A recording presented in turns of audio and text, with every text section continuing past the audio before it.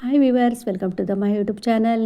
ಬನ್ನಿ, ಇವತ್ತಿನ ರೆಸಿಪಿ ಬಂದುಬಿಟ್ಟು ನಾನು ಕರ್ಬೂಜ ಹಣ್ಣಿನ ಜ್ಯೂಸ್ ಮಾಡ್ಕೊಡ್ತಾನೆ. ಕರ್ಬೂಜ ಅಥವಾ ಮಸ್ಕ್ ಮಿಲನ್ ಜ್ಯೂಸು ಈ ಸಮ್ಮರಲ್ಲಂತೂ ಮಾಡಿಸಿರೋಂಥ ಜ್ಯೂಸು. ಈ ಕರ್ಬೂಜ ಹಣ್ಣನ್ನು ಹಾಗೆ ತಿನ್ನೋದಕ್ಕಿಂತ ಈ ಥರ ಒಂದು ಹೆಲ್ತಿಯಾಗಿರೋದು ಡಿಫ್ರೆಂಟಾಗಿರೋ ಜ್ಯೂಸ್ ಮಾಡ್ಕೊಂಡು ತಿಂತಾಯಿದ್ರೆ ಯಾವ ಬೇಕ್ರಿಗಳಲ್ಲೂ ಜ್ಯೂಸ್ ಸೆಂಟ್ರಲ್ಲೂ ತಿನ್ನಲ್ಲ, ನೀವು ಮನೇಲೇ ಮಾಡ್ಕೊಂಡು ಕುಡಿತೀರಾ, ಆ ರೀತಿಯಾಗಿರುತ್ತೆ ಜ್ಯೂಸು. ಬನ್ನಿ, ಜ್ಯೂಸ್ ಮಾಡೋದಕ್ಕೆ ಏನೇನು ಬೇಕು ಅಂತ ತೋರಿಸ್ಕೊಡ್ತಾ ಇದ್ದೀನಿ. ಮೊದಲನೇದಾಗಿ ನೈಲಾನ್ ಸಬ್ಬಕ್ಕಿ ಬರುತ್ತಲ್ಲ, ಆ ಸಬ್ಬಕ್ಕಿ ತೊಗೊಂಡಿದ್ದೀನಿ. ದಪ್ಪ ಸಬ್ಬಕ್ಕಿನೂ ಬರುತ್ತೆ, ಮತ್ತು ಈ ಥರ ಚಿಕ್ಕ ಚಿಕ್ಕದಾಗಿ ನೈಲಾನ್ ಸಬ್ಬಕ್ಕಿ ಅಂತ ಕೇಳಿದ್ರೆ ಸಿಗುತ್ತೆ. ಈ ಸಬ್ಬಕ್ಕಿ ಬಂದುಬಿಟ್ಟು ನಾನು ನಿಮಗೆ ಮೆಜರ್ಮೆಂಟ್ ಗೊತ್ತಾಗಲಿ ಅಂತ ಸ್ಪೂನಿಂದ ಹಾಕಿದ್ದೀನಿ. ನಾನು 2 ಸ್ಪೂನಷ್ಟು ಸಬ್ಬಕ್ಕಿನ ತೊಗೊಂಡ್ಬಿಟ್ಟು ತೊಳೆದು ನಾನು ಬೇಯಿಸ್ಕೊತಾ ಇದ್ದೀನಿ. ನೋಡಿ, ಒಂದು ದೊಡ್ಡ ಲೋಟದಲ್ಲಿ ನೀರು ಹಾಕ್ಬಿಟ್ಟು ಬೇಯಿಸ್ಕೊಬೇಕಾಗುತ್ತೆ. ಇದೇನಿಲ್ಲ ಅಂದರೆ ಒಂದು 10 ನಿಮಿಷ ಟೈಮ್ ತೊಗೊಳುತ್ತೆ ಬೇಯೋದಕ್ಕೆ, ತುಂಬ ಹೊತ್ತು ಟೈಮ್ ಏನಾಗೋದಿಲ್ಲ.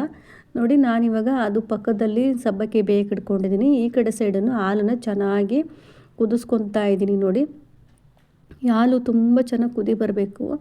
ಹಾಗೆ ಇಲ್ಲಿ ನೋಡಿ, ಸಬ್ಬಕ್ಕಿ ಕೂಡ ಬೆಂದಿದೆ. ಒಂದು 10 ನಿಮಿಷ ಸಾಕಾಗುತ್ತೆ. ನೋಡಿ, ಚೆನ್ನಾಗಿ ಬೆಂದಿದೆ. ಇವಾಗ ಇದು ನಾನು ಪಕ್ಕಕ್ಕೆ ಎತ್ತಿಟ್ಕೊತಾ ಇದ್ದೀನಿ ತಣ್ಣಗಾಗಲಿ. ಅಷ್ಟರಲ್ಲಿ ನಾನಿಲ್ಲಿ ಹಾಲು ಕುದಿಯೋಕೆ ಇಟ್ಟಿದ್ದಲ್ವ, ಅದು ಚೆನ್ನಾಗಿ ಕುದ್ದಿದೆ. ನಾನಲ್ಲಿ ಒಂದು 2 ಸ್ಪೂನಷ್ಟು ಕಸ್ಟರ್ಡ್ ಪೌಡರ್ ತೊಗೊಂಡಿದ್ದೀನಿ. ಈ ಕಸ್ಟರ್ಡ್ ಪೌಡ್ರನ್ನ ಹಾಕಿದರೆ ತುಂಬ ಗಟ್ಟಿಯಾಗುತ್ತೆ, ಹಾಗೆ ಫ್ಲೇವರ್ ತುಂಬ ಚೆನ್ನಾಗಿ ಬರುತ್ತೆ. ಹಾಗಾಗಿ ನಾನು ಒಂದು ಅರ್ಧ ಲೀಟ್ರ್ ಹಾಲನ್ನ ಚೆನ್ನಾಗಿ ಕುದಿ ಬಂದಮೇಲೆ 2 ಸ್ಪೂನಷ್ಟು ಕಸ್ಟರ್ಡ್ ಪೌಡರ್ನ ಕಲಿಸ್ಕೊಂಡ್ಬಿಟ್ಟು ನೀರಿಂದ ಕಲಿಸ್ಕೊಂಡು ಹಾಕ್ಕೊತಾ ಇದ್ದೀನಿ. ನೋಡಿ, ಇದು ಒಂದು 10 ನಿಮಿಷ ಕುದಿಸ್ಬೇಕಾಗುತ್ತೆ, ಚೆನ್ನಾಗಿ ಗಟ್ಟಿಯಾಗುತ್ತೆ. ಅಲ್ಲಿ ತನಕನೂ ಒಂದು 10 ನಿಮಿಷ ಮೀಡಿಯಮ್ ಫ್ಲೇಮಲ್ಲಿ ಇಟ್ಕೊಬೇಕು. ತುಂಬ ಹೈ ಫ್ಲೇಮಲ್ಲಿ ಇಟ್ಕೊಂಡ್ರೆ ಏನಾಗುತ್ತೆ, ಪಾತ್ರೆ ಎಲ್ಲ ಸೀದೋಗ್ಬಿಡುತ್ತೆ. ಹಾಗಾಗಿ ಸಣ್ಣ ಊರಿನಲ್ಲೇ ಇಟ್ಕೊಂಡು ಬಿಸಿ ಮಾಡಬೇಕು. ನೋಡಿ, ಇವಾಗ ಗಟ್ಟಿಯಾಗಿದೆ. ನಾನಿವಾಗ ಇದನ್ನು ಸ್ವಲ್ಪ ತಣ್ಣಗಾದ ಮೇಲೆ ಫ್ರಿಜ್ಜಲ್ಲಿ ಇಟ್ಕೊತಾ ಇದ್ದೀನಿ. ಫ್ರಿಜ್ಜಲ್ಲಿಟ್ಟು ಎತ್ಕೊಂಬಂದಿದ್ದೀನಿ. ನೋಡಿ, ಇವಾಗ ಸಕ್ಕರೆ ಹಾಕ್ಕೊತಾ ಇದ್ದೀನಿ. ನಾನು 1 ಬೌಲ್ ಸಕ್ಕರೆಯಲ್ಲಿ 3/4 ಬೌಲು ಸಕ್ಕರೆನ ಹಾಕ್ಕೊಂಡಿದ್ದೀನಿ ಹಾಲಿಗೆ.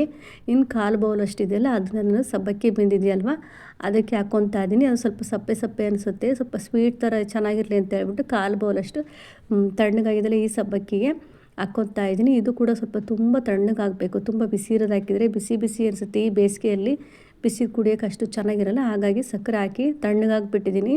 ಪಕ್ಕದಲ್ಲಿ ನಾನಿಲ್ಲಿ ಸಬ್ಜಾ ಸೀಡ್ಸ್ ಇದೆಲ್ಲ 1.5 ಸ್ಪೂನಷ್ಟು ಹಾಕ್ಕೊಂಡಿದ್ದೀನಿ. ಜಾಸ್ತಿ ಹಾಕ್ಕೊಂಡ್ರೆ ಆಗುತ್ತೆ. ಈ ಸಬ್ಜಾ ಸೀಡ್ಸು ಬಾಯಲ್ಲಿ ಸಿಗ್ತಾಯಿದ್ರು ಸ್ವಲ್ಪ ಕಹಿ ಅಂತ ಅನ್ನಿಸ್ಬಿಡುತ್ತೆ.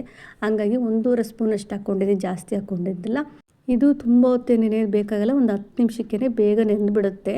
ನಾನು ಇದಕ್ಕೆ ಸ್ವಲ್ಪ ನೀರನ್ನು ಹಾಕಿ ಒಂದು 10 ನಿಮಿಷ ಹಾಕಿ ಪಕ್ಕಕ್ಕೆ ಎತ್ತಿಟ್ಬಿಡೋಣ. ಇವಾಗ ನಾವಿಲ್ಲಿ ಹಣ್ಣನ್ನು ಕಟ್ ಮಾಡಿಕೊಂಡಿದ್ದೀನಿ. ನೋಡಿಲಿ, ನಾನು ಚಿಕ್ಕದಾಗಿ ಕಟ್ ಮಾಡಿ ಸಣ್ಣ ಬೌಲಷ್ಟು ಹಣ್ಣನ್ನು ಎತ್ತಿಟ್ಕೊಂಡಿದ್ದೀನಿ, ಕರ್ಬೂಜ ಹಣ್ಣನ್ನು. ಇದು ಸ್ವಲ್ಪ ದಪ್ಪದಾಗಿ ಕಟ್ ಮಾಡಿಬಿಟ್ಟು ಇದನ್ನು ನಾನು ಮಿಕ್ಸಿ ಜಾರಿಗೆ ಹಾಕ್ಕೊತಾ ಇದ್ದೀನಿ. ಒಂದು ಹಣ್ಣನ್ನು ಜಾರಲ್ಲಿ ಹಾಕ್ಕೊತಾ ಇದ್ದೀನಿ ಐಸ್ ಮಾಡ್ಕೊಳ್ಳೋಕ್ಕೆ. ಇನ್ನೊಂದು ಹಣ್ಣನ್ನು ಚಿಕ್ಕದಾಗಿ ಕಟ್ ಮಾಡಿ ಹಾಗೆ ಹಾಕೋದಕ್ಕೆ ಎತ್ತಿಟ್ಕೊಂಡಿದ್ದೀನಿ. ನಾನಿವಾಗ ನುಣ್ಣಗೆ ರುಬ್ಬಿಡ್ಕೊಂಬರ್ತಾ ಇದ್ದೀನಿ ಅದನ್ನು. ನೋಡಿ, ನಾನು ಫ್ರಿಜ್ಜಲ್ಲಿ ಇಟ್ಟಿದ್ದೆ, ತುಂಬ ತಣ್ಣಗಾಗಿ ಚೆನ್ನಾಗಿ ಗಟ್ಟಿಯಾಗಿದೆ.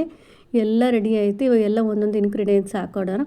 ನೋಡಿ, ನಾನಿವಾಗ ಮೊದಲನೇದಾಗಿ ಸಬ್ಬಕ್ಕಿ ಬೇಯಿಸಿಟ್ಕೊಂಡಿದ್ದಲ್ಲ ಸಕ್ಕರೆ ಅದನ್ನೆಲ್ಲ ಹಾಕ್ಬಿಟ್ಟು ಅದನ್ನು ಹಾಲೊಳಗಡೆ ಸೇರಿಸ್ಕೊತಾ ಇದ್ದೀನಿ. ನೋಡಿ, ಇದಿಷ್ಟನ್ನು ಹಾಕ್ಕೊತಾ ಇದ್ದೀನಿ.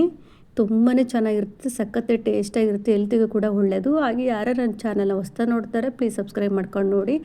ಇವಾಗ ನಾನು ಸಬ್ಜಾ ಸೀಡ್ಸ್ ನೆನೆಸಿಟ್ಟಿದ್ನಲ್ವ ಅದನ್ನು ಸಹ ಸೇರಿಸ್ಕೊಂಡಿದ್ದೀನಿ. ಜೊತೆಲಿ ಚಿಕ್ಕದಾಗಿ ಕಟ್ ಮಾಡಿದ್ನಲ್ವ ಕರ್ಬೂಜ, ಆ ಹಣ್ಣನ್ನು ಸೇರಿಸ್ಕೊಂಡು ಮತ್ತು ನಾನು ಮಿಕ್ಸಿ ಹಾಕಿಟ್ಕೊಂಡಿದ್ನಲ್ಲ ಒಂದು ಹಣ್ಣು, ಅದನ್ನು ಸಹ ಸೇರಿಸ್ಕೊಂಡಿದ್ದೀನಿ.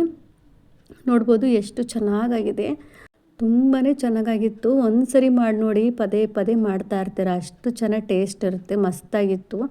ಇನ್ನೇನು ಮಕ್ಕಳಿಗೆ ಸ್ಕೂಲ್ ರಜಾ ಹತ್ರ ಬರ್ತಾ ಇದೆ. ಸಮ್ಮರಲ್ಲಿ ತುಂಬ ಬಿಸಿಲಿರ್ತಲ್ವ, ಮಕ್ಕಳಿಗೆ ಮನೇಲೇ ಇರ್ತಾರಲ್ವ, ಈ ಥರ ಮಾಡಿಕೊಡಿ, ತುಂಬ ಚೆನ್ನಾಗಿರುತ್ತೆ. ನಾನಿನ್ನು ಸ್ವಲ್ಪ ಸಕ್ಕರೆ ಕಡಿಮೆ ಅನ್ನಿಸ್ತು, ಹಾಗಾಗಿ ಮತ್ತೆ ಸಕ್ಕರೆ ಹಾಕ್ಕೊಂಡಿದ್ದೀನಿ.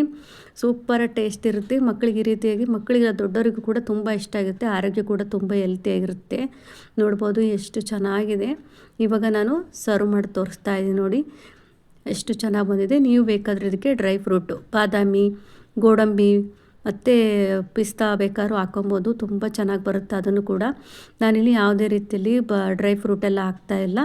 ಹಾಗೆ ಕರ್ಬೂಜ ಹಣ್ಣಿನ ಮಾತ್ರ ಬಳಸ್ಕೊಂಬಿಟ್ಟು ಈ ರೀತಿಯಾಗಿ ಜ್ಯೂಸ್ ಮಾಡ್ಕೊಂಡಿನಿ. ತುಂಬ ಅಂದರೆ ತುಂಬ ಟೇಸ್ಟಾಗಿ ಕೂಡ ಇತ್ತು. ನಿಮ್ಮ ಹತ್ರ ಕಸ್ಟರ್ಡ್ ಪೌಡರ್ ಇಲ್ಲ ಅಂದರೆ ಕಾರ್ನ್ಫ್ಲೋರ್ ಇರುತ್ತಲ್ಲ, ಕಾರ್ನ್ಫ್ಲೋರಿಗೆ ಸ್ವಲ್ಪ ವೆನಿಲಾ ಎಸೆನ್ಸು ಮತ್ತು ಅರಿಶಿನ ಪುಡಿ ಚಿಟಕಿ ಹಾಕ್ಬಿಟ್ಟು ಮಿಕ್ಸ್ ಮಾಡಿಕೊಂಡು ಮಾಡಿ, ಅದು ಕೂಡ ತುಂಬ ಚೆನ್ನಾಗಿ ಫ್ಲೇವರ್ ಬರುತ್ತೆ. ಕಸ್ಟರ್ಡ್ ಪೌಡ್ರೇ ಬೇಕು ಅಂತ ಏನಿಲ್ಲ, ಅದು ಕೂಡ ಇದೇ ಥರ ಸೇಮ್ ಫ್ಲೇವರ್ ಕೊಡುತ್ತೆ. ನೋಡಿದ್ರಲ್ಲಿ ನೋಡಿದ್ರಲ್ಲ ಫ್ರೆಂಡ್, ಕರ್ಬೂಜದಿಂದ ಹೇಗೆ ಜ್ಯೂಸ್ ಮಾಡ್ಬೋದು ಅಂತ. ಎಷ್ಟು ಚೆನ್ನಾಗಿ ಕಾಣಿಸ್ತಾ ಇದೆ, ತುಂಬಾ ಚೆನ್ನಾಗಿ ಬಂದಿತ್ತು. ಒಂದ್ಸರಿ ಟ್ರೈ ಮಾಡಿಬಿಟ್ಟು ಹೇಗೆ ಬಂದಿತ್ತು ಅಂತ ಕಮೆಂಟ್ ಮಾಡಿ ತಿಳಿಸಿ. ಹಾಗೆ ಹೊಸ್ದಾಗಿ ನೋಡ್ತಾ ಇರೋ ನನ್ನ ಚಾನಲ್ನ ಸಬ್ಸ್ಕ್ರೈಬ್ ಮಾಡ್ಕೊಂಡು ನೋಡಿ, ಸಪೋರ್ಟ್ ಮಾಡಿ. ಹಾಗೆ ಫ್ರೆಂಡ್ಸ್ ಆ್ಯಂಡ್ ಫ್ಯಾಮಿಲಿ ಜೊತೆ ಶೇರ್ ಮಾಡಿ ಈ ರೆಸಿಪಿನ ಮಾಡಿಬಿಟ್ಟು ಹೇಗೆ ಬಂದಿತ್ತು ಅಂತ ಕಮೆಂಟ್ ಮೂಲಕ ತಿಳಿಸ್ಬೋದು. Thank you.